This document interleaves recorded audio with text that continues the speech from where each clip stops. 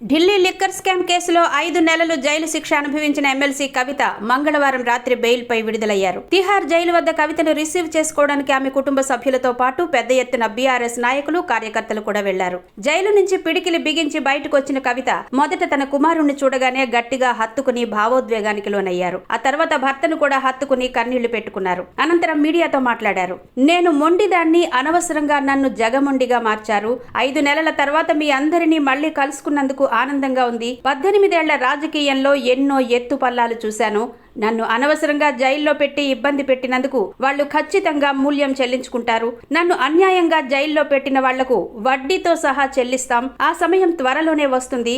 మేము ఫైటర్స్, న్యాయంగా పోరాడతాం. ప్రజాక్షేత్రంలో ఇంకా గట్టిగా పోరాడతాం. కమిట్మెంట్ తో పనిచేస్తాం. చట్టబద్ధంగానే కాకుండా రాజకీయ పరంగానూ పోరాడతాం. బీఆర్ఎస్ అండ్ కేటీఆర్ టీం అన్బ్రోకబుల్ అని ఎమోషనల్ గా చెప్పుకొచ్చారు.